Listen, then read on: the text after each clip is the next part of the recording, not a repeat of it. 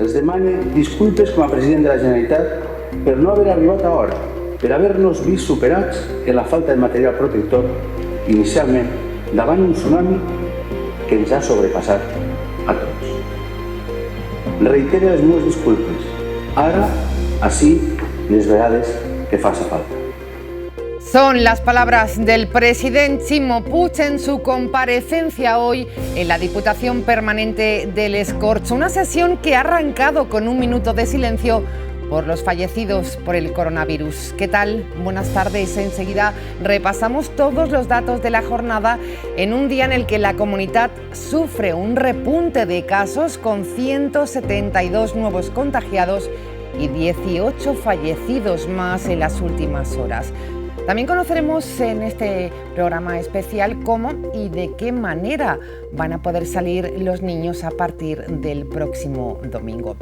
Se lo contamos todo ello. Antes saludamos a la presidenta del sindicato CESIF. Está con nosotros Alicia Torres. Alicia, ¿qué tal? Buenas tardes.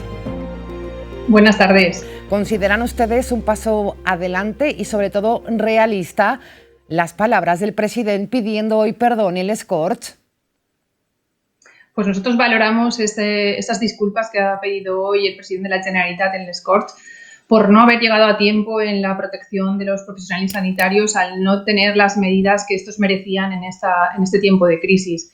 Pero valoradas estas disculpas, volvemos a insistir en que los medios de protección son fundamentales, en que los test generalizados son muy necesarios y no hay que olvidar que nosotros ya anticipamos en el 31 de enero de este año que era necesario acopiarse del material suficiente, tener los protocolos preparados, saber de qué material se disponía y formar a los profesionales en su uso. Y todas esas recomendaciones de CESIF y que, por supuesto, venían dadas por las recomendaciones de la OMS y del propio Ministerio, no recibieron ninguna respuesta. Y por eso la semana pasada tuvimos que interponer la correspondiente denuncia. Piden ustedes más medios para el personal sanitario. ¿Cuál es la situación esta semana, presidenta? Pues la situación es que afortunadamente están llegando esos aviones que oímos y hay más material, pero seguimos detectando que lo que nos preocupa mucho es la reposición de ese material, que todo el material esté a disposición de los profesionales sanitarios, que en algunos casos ha habido alguna queja porque no se les ha dado todo lo necesario.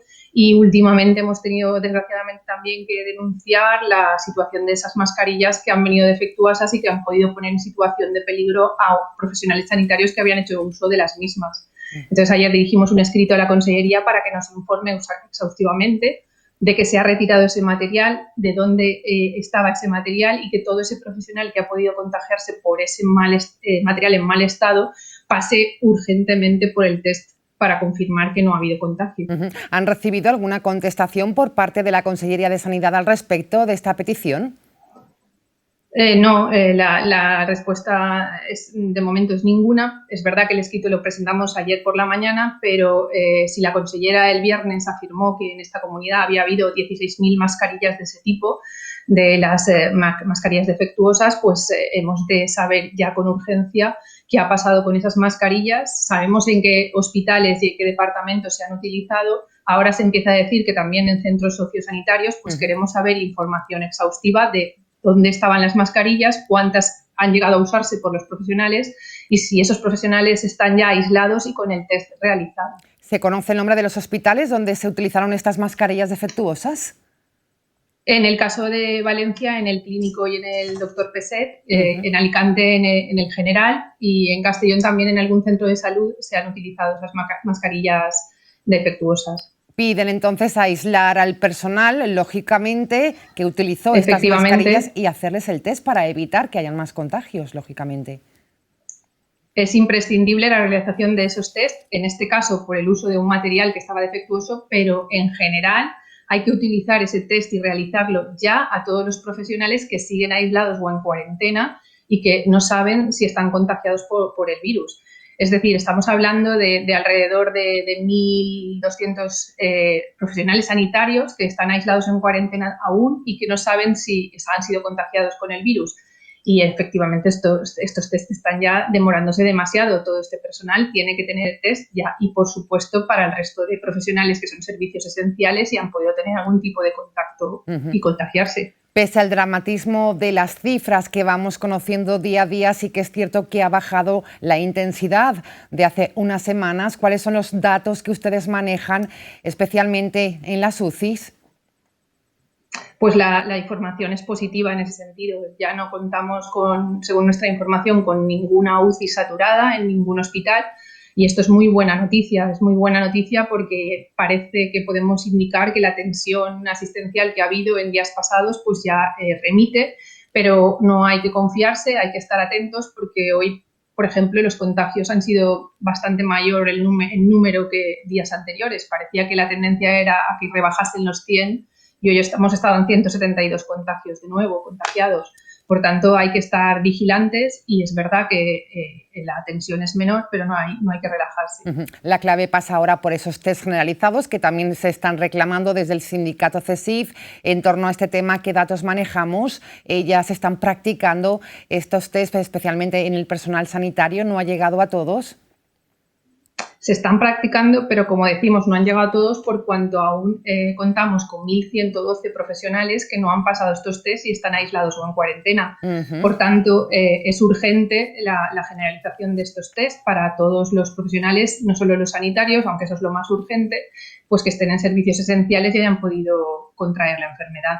Pero vamos, fundamentalmente en el profesional sanitario y sociosanitario es urgente que se generalicen esos test. Muy bien, pues presidenta del sindicato CESIF, Alicia Torres, gracias por atender en nuestra llamada y chequear lo que está ocurriendo en los hospitales de Valencia. Gracias, buenas tardes.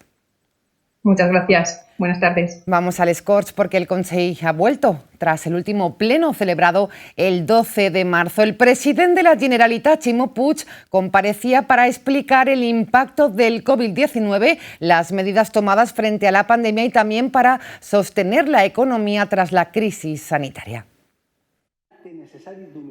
El presidente de la Generalitat Valenciana, Ximo Puig, ha pedido perdón a los profesionales sanitarios por no haber llegado a tiempo y por no contar con el material de protección que merecían contra el coronavirus. En el inicio de su discurso de balance, ha lamentado las 1.000 vidas perdidas en la comunitat. Els demane disculpes com a president de la Generalitat per no haver arribat a hora, per haver-nos vist superats en la falta de material protector inicialment davant un tsunami que ens ha sobrepassat a tots. Reitere les meves disculpes, ara, ací, les vegades que faça falta. Ximo Puig ha puesto en valor el esfuerzo de las personas confinadas, los 350.000 trabajadores en ERTE, los 100.000 autónomos que pidieron las ayudas del Consell en un día y las decenas de miles de empresas que viven en incerteza. El presidente ha afirmado que los últimos datos sobre el coronavirus en la comunitat evidencian un retroceso, pese a que las cifras de afectados y fallecidos son siempre terribles. És un virus que està causant especial dany en els majors i que s'ha focalitzat ací, a tota Espanya, en les residències. 1 de cada 3 morts a la comunitat eren residents. El presidente ha defendido también que la comunidad salga de la cuarentena a partir del 9 de mayo, mediante una vuelta progresiva a la nueva normalidad. Necessitem superar el període de confinament a partir del 9 de maig. Necessitem fer-ho progressivament.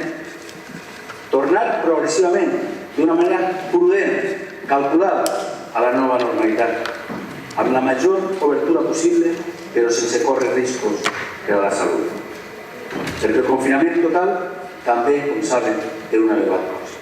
En el plano económico, ha abogado por diferenciar la recuperación de la reconstrucción con asistencia urgente a empresas, autónomos y trabajadores para ayudarles a recuperarse del shock junto a una programación a largo plazo. El presidente ha destacado que se necesita insuflar respiración asistida a los más vulnerables para una auténtica reconstrucción.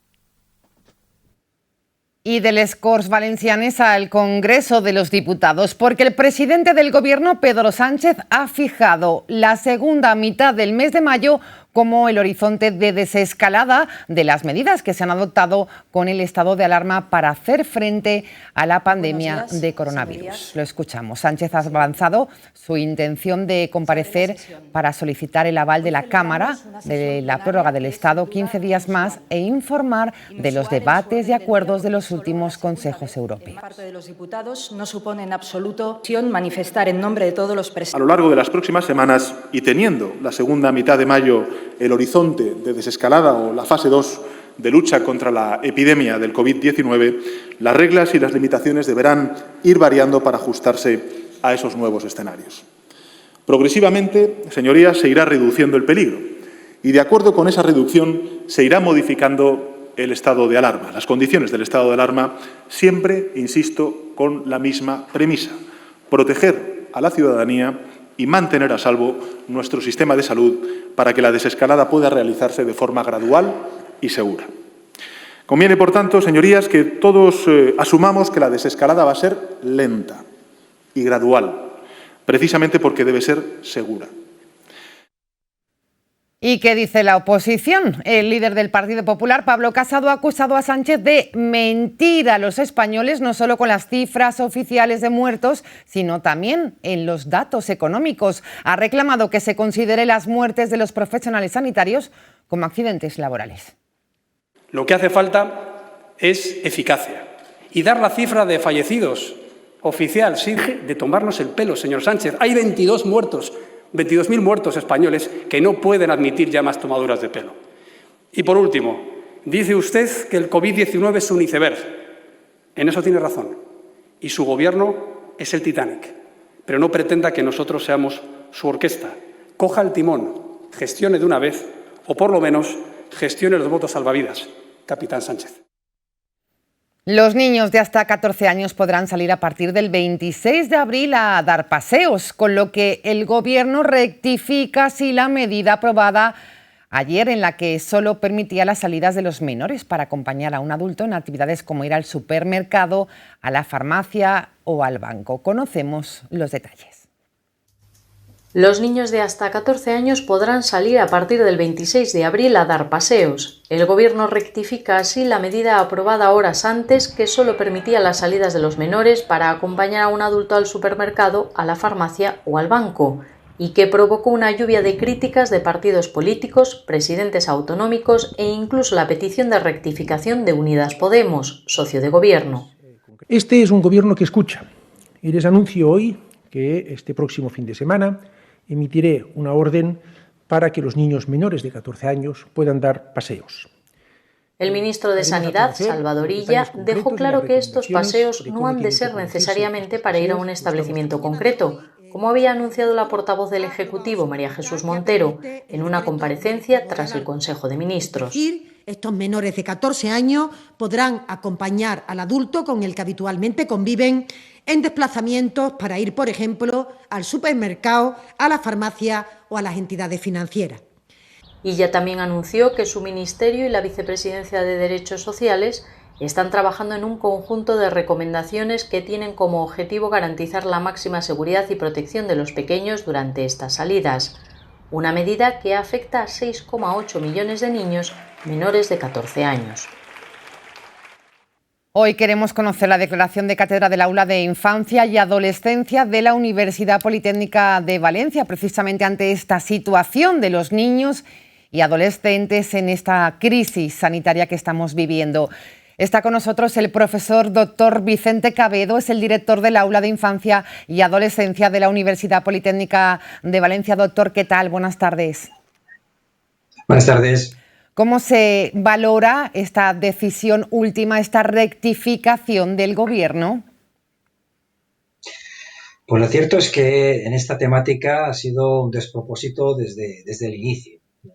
Si recordamos, el Real Decreto del estado de alarma inicial se modificó para indicar que una persona, en su caso, podía ir acompañada de menores, que es un término que ya es un tanto desfasado y preferimos usar el término niños y adolescentes, para realizar un determinado tipo de actividades, pero por tanto de una forma digamos, excepcional, ¿verdad? Eso es como estaba y por eso prácticamente existía un confinamiento de lo que es la infancia y la adolescencia. Que todos pedíamos efectivamente que concluyera este confinamiento, como también han hecho otros países europeos y nosotros éramos un tanto una excepción. ¿Qué esperábamos? Esperábamos que el desconfinamiento, un poco una palabra un tanto extraña, ¿verdad? Sí. Fuera para todos los niños, niñas. Yo siempre digo que a nivel de la Convención de Derechos del Niño, el artículo 1 deja muy claro lo que es un niño, y un niño es aquel que no ha alcanzado los 18 años, es decir, hasta esa edad. Porque además Por tanto, ustedes aclaran que, sí, doctor, perdone, ustedes aclaran que la Ley General de Salud Pública no establece, como hemos escuchado, la distinción entre mayores y menores de 12 años. Exacto, o sea, cuando nuestro presidente Pedro Sánchez, el sábado por la noche, yo le escuchaba indicar que habría un límite, que entonces fijaba en 12 años y argumentaba que era de acuerdo con la Ley General de Salud Pública. Vamos, no hace falta ser jurista. Quien quiera que busque en la ley, que busque si hay alguna referencia a una edad ni mucho menos a 12 años. Y además no podría existir, ¿eh? Por tanto, ya era un despropósito. Ahora se maquilló un poco el día de ayer, como muy bien habéis dicho en el reportaje, y se amplió hasta los 14 años. La cuestión es que de 14 a 18, ¿qué pasa? ¿No?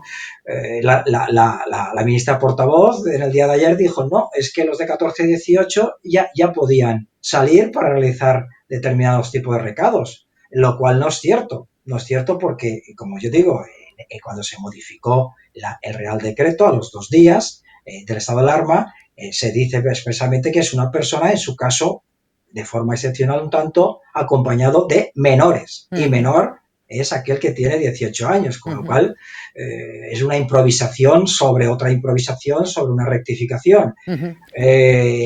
Esta tarde estoy viendo documentos que están filtrando diversos medios de comunicación, uno, por tanto, por ejemplo, La Sexta, y estaba diciendo también que en ese futuro documento podría ser que también se permitieran paseos hasta llegar a esos 18 años, como deseamos, para municipios menores de hasta 2.000 habitantes y que no hubieran contagios en esos municipios. Y luego esta tarde también el presidente que dice que no hay problema porque 14 a 18 podrán salir acompañados para realizar recados, pero no para dar paseos. Yo sinceramente no lo comprendo. Creo que la medida correcta hubiera sido, ya que hemos estado tanto tiempo con nuestra infancia y adolescencia, con los problemas que van a acarrear por este confinamiento, pues que el desconfinamiento abarcara efectivamente hasta los 18 años. Claro, porque hay una banda Esa es mi postura, claro. y no la mía. Incluso los asesores de la Asociación Nacional de Pediatría también recomendaban efectivamente ese desconfinamiento para todos, hasta los 18 años. Y, por supuesto, lo de ayer... ¿qué quiere que le diga? Lo de ayer, que a las 4 horas se cambie al final para permitir que sí que haya paseos, pues yo creo que es una improvisación, un despropósito, y yo creo que la infancia no se merece efectivamente primero una invisibilidad que ha habido desde la propia Real Decreto del estado de alarma, y por supuesto no se ha atendido a sus derechos y libertades, creo yo, durante toda esta crisis, que yo sé que es un gran problema, pero también hay que velar por esos derechos y libertades de la infancia y la adolescencia. Piden, por tanto, que no haya discriminación entre la niñez y la adolescencia. Ha quedado claro su discurso. También usted habla de esos derechos que no estaban garantizados con la situación que estamos viviendo de alarma para los más pequeños. El derecho, por ejemplo, a la educación no quedaba garantizado en muchos niños y niñas todavía. Claro, si leemos el estado de alarma es muy tan simple que lo único que dice es una suspensión de lo que es la educación presencial, y que yo lo veo correctamente, y que en su lugar, pues en su caso, la educación a distancia y online. Que primero, yo lo que planteo es que no todas las viviendas en España efectivamente tienen conexión a red, Y en el caso que la tengan, también hay que pensar cómo son ese tipo de viviendas. Me refiero a que hay viviendas de muy escasos metros, o piensen ustedes también en aquella familia que tienen que vivir por circunstancias precarias alquilados en una habitación de una vivienda. Por ejemplo. ¿Cómo queda garantizado el derecho a la educación de ese menor, de ese niño?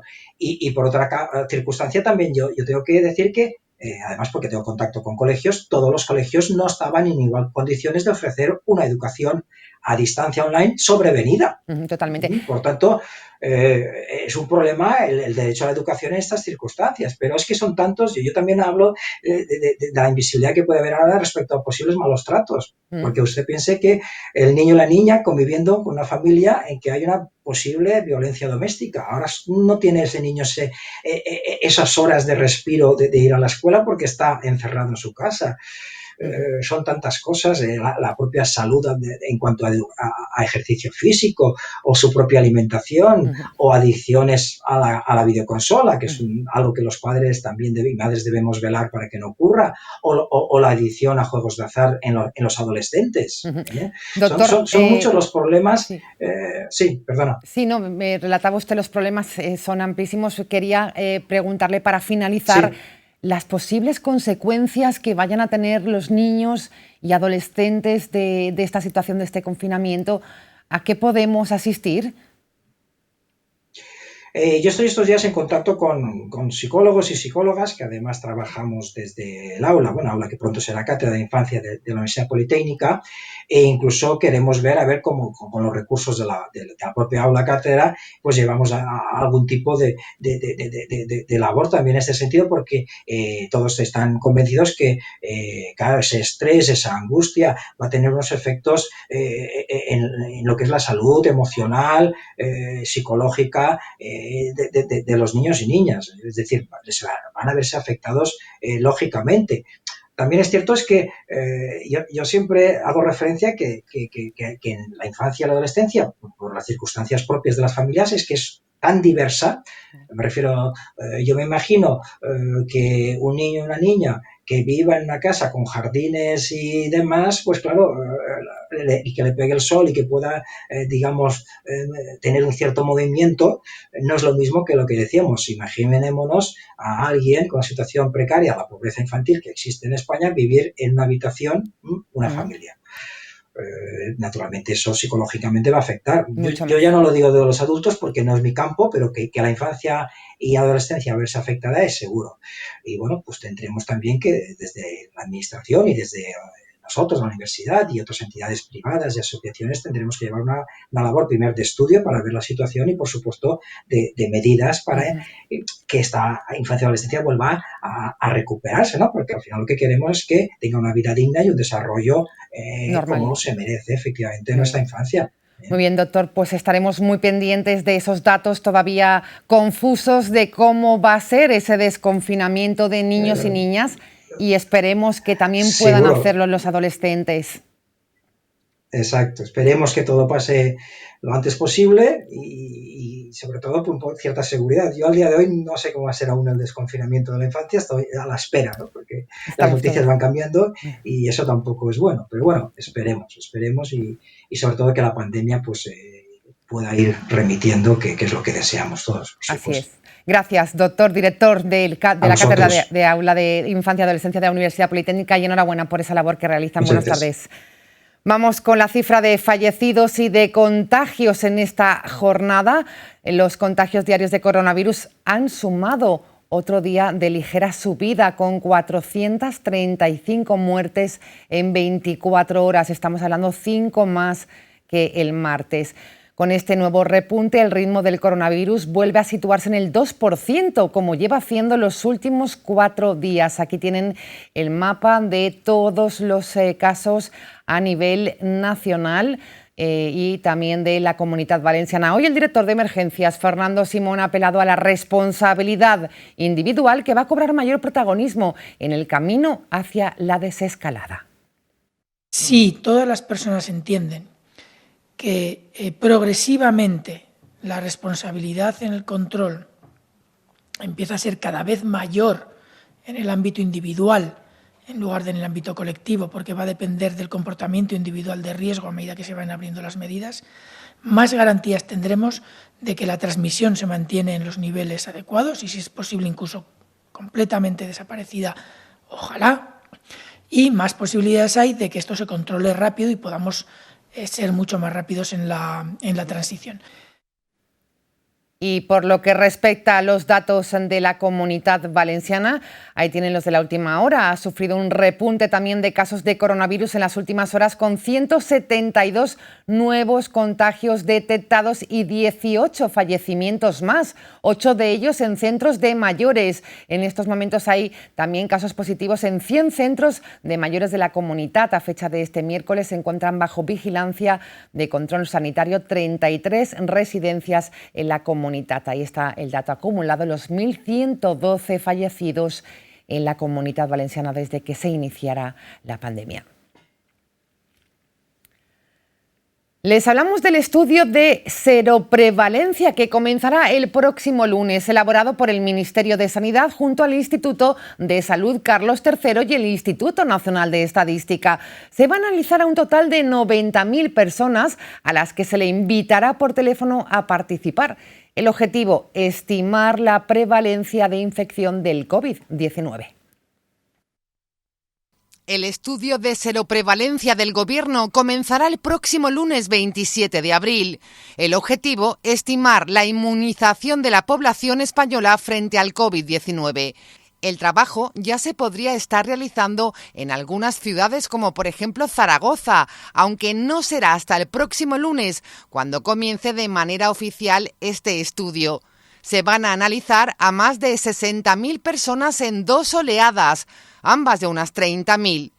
El trabajo se va a realizar en coordinación con las comunidades autónomas y en los servicios de atención primaria, porque estos test deben complementarse con otras pruebas que requieren el trabajo de profesionales sanitarios para confirmar los datos. Objetivo, saber exactamente en qué momento se encuentran los anticuerpos generados. Los test serológicos se aplicarán a la población general para saber si ya han pasado la enfermedad y comprobar qué porcentaje de españoles ya es inmune. Hoy el director del Centro de Coordinación de Alertas, Fernando Simón, ha asegurado que este estudio va a ser muy importante para llevar a cabo los planteamientos de la fase de desescalada en la que ya trabaja el Gobierno. Fernando Simón ha avisado también que es una información importante, pero no será la única. Y de este estudio del análisis económico tenemos con nosotros al portavoz de Ciudadanos en el Ayuntamiento de Valencia, Fernando Giner. Buenas tardes. Hola, muy buenas tardes. Y gracias por atendernos. Fernando, preocupado por... Un placer. La situación económica que viene a consecuencia de la crisis sanitaria. Ha instado desde Ciudadanos a detectar a las familias que están ya en una situación de vulnerabilidad económica. Así es, Silvia. Es que, esta crisis ha pillado a mucha gente que estaba con negocio, que eran autónomos, que incluso habían pedido para hacer una inversión y de repente han visto sus ingresos paralizados, su actividad paralizada y de repente se han encontrado unos gastos fijos que han tenido que hacer frente y unas necesidades familiares sin ningún tipo de ingresos. Y así desde el 14 de marzo. Estamos a finales de abril prácticamente. Esto no hay quien lo soporte en ninguna familia. Entonces, ¿qué pasa? Pues que una familia que se encontraba antes en riesgo de exclusión social ya estaba dentro de un sistema, vamos a llamarlo así, de protección por parte de la Generalitat o de las autoridades. Pero ahora mismo estas personas necesitan pedir a la Administración cualquier ingreso. Para que nos hagamos una idea, la renta de inclusión que da la Generalitat hasta diciembre no la van a poder obtener. O sea, la pueden y se lo pueden autorizar para cobrar hasta diciembre. Digo cómo aguanta una familia que lleva 2 meses hasta diciembre. Por lo tanto, se hace imprescindible conocer el número de personas que se encuentran. En lugar, agilizar los pagos con urgencia para sacarlos de esta situación. Mira, Silvia, lo peor que nos puede pasar con esta crisis es que gente que tenía la vida normalizada nos caiga en la exclusión social. Y hay mucha gente que en estos momentos lo está pasando auténticamente mal. Y lo que tenemos que hacer las instituciones es evitar esa situación. En este sentido, Fernando, le exige al Gobierno un mayor esfuerzo en las ayudas municipales, en este caso al Ayuntamiento de Valencia.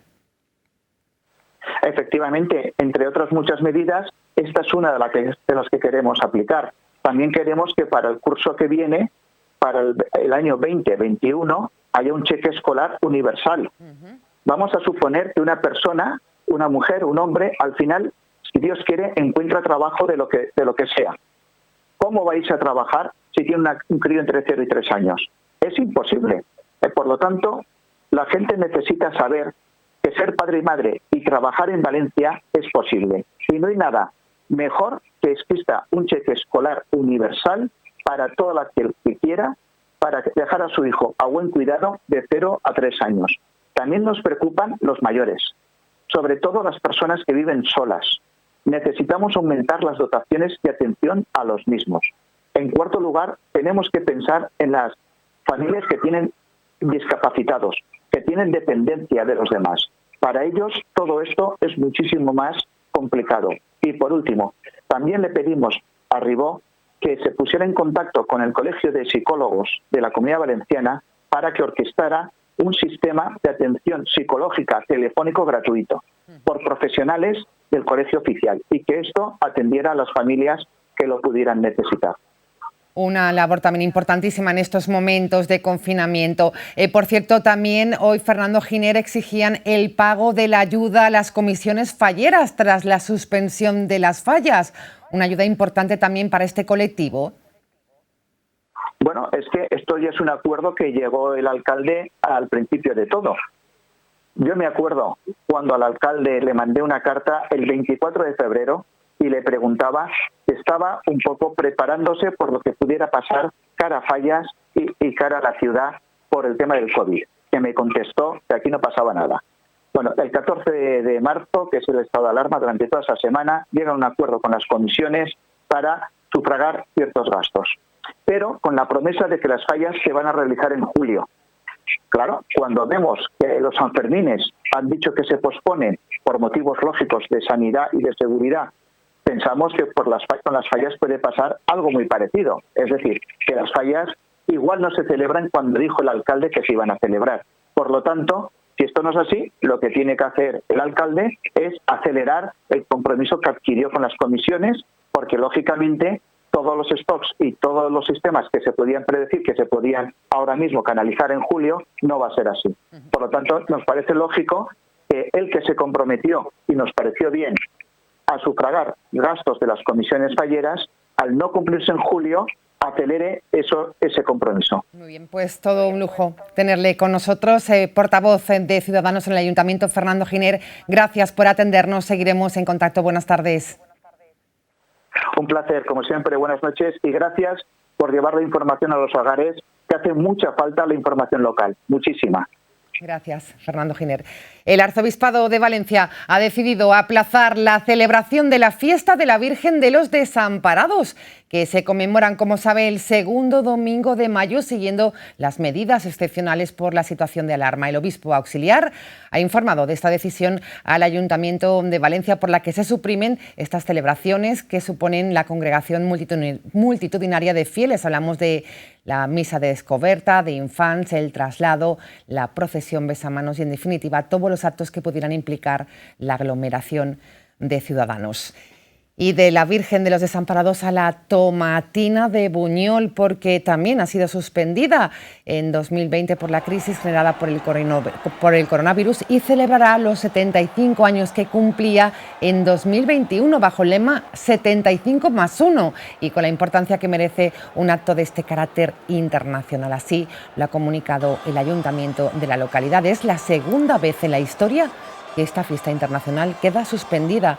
Ha explicado también su concejala. Fue en 1957 y por motivos políticos.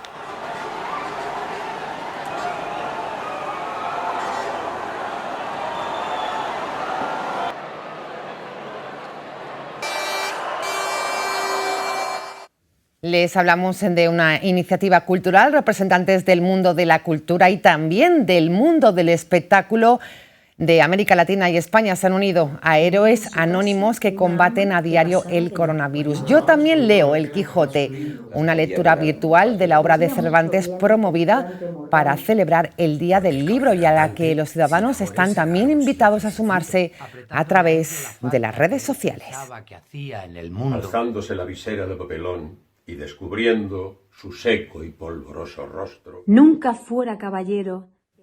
Hablamos ahora con el presidente del Ilustre Colegio de Farmacéuticos de Valencia, Jaime Giner. Buenas tardes. Buenas tardes. Y gracias por atendernos, presidente. Queremos pulsar con usted cómo está siendo el reparto de mascarillas a los mayores. ¿Hay normalidad? ¿La ha habido hoy también en esta jornada? Sí, esta jornada ha sido normalidad. Ayer, debido a un pico puntual técnico, hubo unas pequeñas retenciones en la dispensación. En algunos casos hubo un periodo de tiempo en que fue importante, pero los informáticos del colegio se pusieron a trabajar de inmediato y luego se funcionó con normalidad.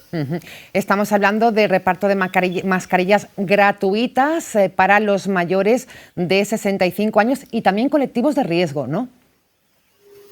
Sí, efectivamente. O sea, principalmente va centrado en mayores de 65 años, pero también es susceptible que en algunos grupos de riesgo que tiene catalogados según unos índices la Consellería y los estamentos sanitarios, también, por ejemplo, crónicos, polimedicados que tienen también, se afectan, por ejemplo, a 3 órganos vitales del organismo, pues estos también estarían cubiertos. Vamos, esto viene todo clasificado y es Consellería la que vuelca esa información en el sistema electrónica. Hay que tener en cuenta que ayer, solo ayer, se dispensaron sobre 500.000 máscaras por receta electrónica. Esto crea sensación de la magnitud que tiene este esfuerzo que ha hecho la Oficina de Farmacia en el día de ayer. Hoy, detectado el problema técnico, ha funcionado, según los informes que tengo, perfectamente. Ustedes hacían un llamamiento, especialmente en los primeros días, para que fuera un reparto progresivo y ordenado. ¿Está siendo así? Bueno, yo tengo que agradecer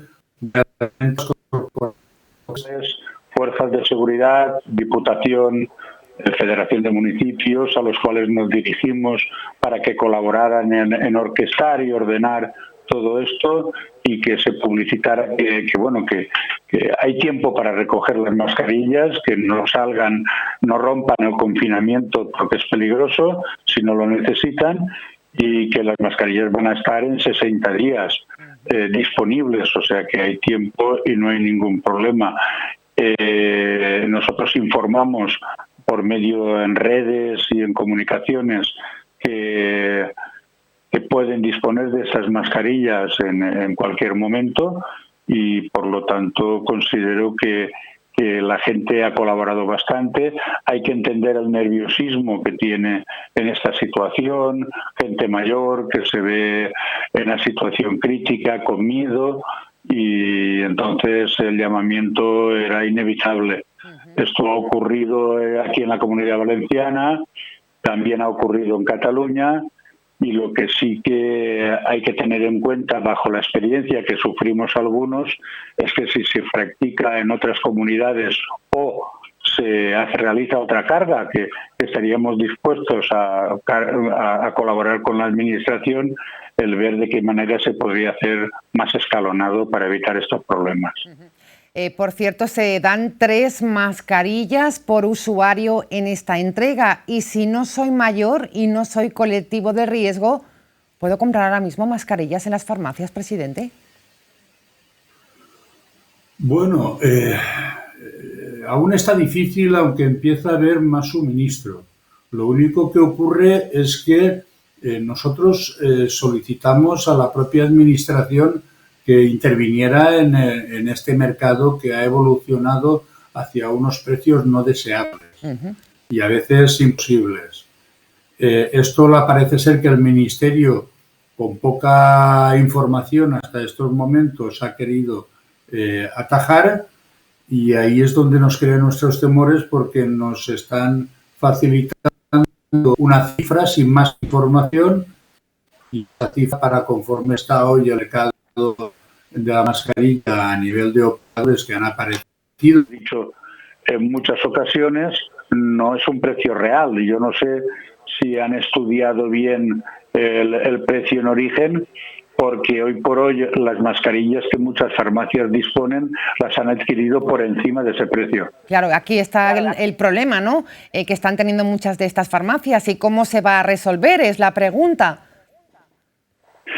Claro, las farmacias están temerosas porque con el afán de dar servicio han adquirido mascarillas a precios incluso de coste por el doble de lo que ha llegado a marcar el Ministerio, un poco con IVA incluido.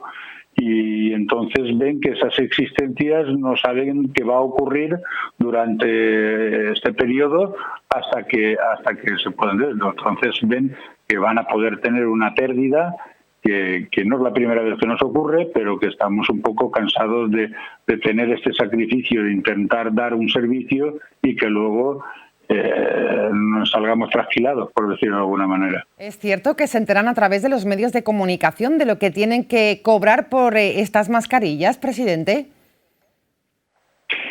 Bueno, nos hemos enterado efectivamente por una nota de prensa, pero que eso no es aplicable aún. O sea, estamos a la espera de que salga la orden, y mientras salga la orden ese precio es algo futurible. Esperemos que antes de sacar la orden se consensúen, se dialogue con las corporaciones colegiales para ver de qué manera se puede facilitar el servicio a la población y al mismo tiempo con el mínimo perjuicio a la oficina de farmacia, que en esta crisis se está aportando mucho, de verdad, y se está sacrificando. El día de ayer lo recordarán muchos farmacéuticos en los anales de la historia por ser el día tan difícil como se sufrió, que ocurrió, y agradezco la labor que han hecho todos y, como he dicho antes, también las corporaciones locales y fuerzas de seguridad. Bueno. Y también al público en general. Un esfuerzo importante por todas las partes que están ayudando, ¿no?, a que este reparto de mascarillas, especialmente a los mayores, sea de una manera ordenada. Por último, le pregunto, en cuanto a los precios de las mascarillas, nos ha explicado la situación. Ahora mismo, por tanto, podemos encontrar una variación importante de ese precio de mascarillas. ¿Qué es lo máximo, si le puedo preguntar, que podemos pagar por una mascarilla ahora mismo? Esa respuesta me gustaría podértela dar, pero es imposible. Yo te puedo decir que ahora en el mercado hay una diversidad de productos y te lo podría pedir información a las farmacias y me la darían con fecha de albarán, en donde se pueden conseguir precios hoy, si te sirven, que ese es el otro problema, precios que podrían estar sobre lo que el Ministerio lleva idea de tratar, pero que esos precios han aparecido desde hace 2 o 3 días, y precios que te puedo decir que estarían sobre el €70 o €75 la mascarilla con IVA incluido, incluso más en algunas ocasiones. Pues esta es la realidad que está ocurriendo. Presidente del Ilustre Colegio de Farmacéuticos de Valencia, gracias por atender nuestra llamada. Seguimos en contacto, que vaya bien, y enhorabuena también por ese esfuerzo de todas las farmacias valencianas. Jaime Giner, buenas tardes. Buenas tardes, muchas gracias a vosotros por contar con nuestra información periódicamente. Gracias. Terminamos y lo hacemos repasando los datos. Este es el mapa que les mostrábamos anteriormente. Son los 208.389 casos confirmados los que llevamos y los datos por lo que respectan a la Comunidad Valenciana. Terminamos. Gracias por su atención, gracias por estar ahí desde la redacción de esta casa. Tele7, Radio 7, estamos buscando siempre toda la actualidad. Gracias por atendernos, cuídense, queda menos, mañana más, buenas tardes.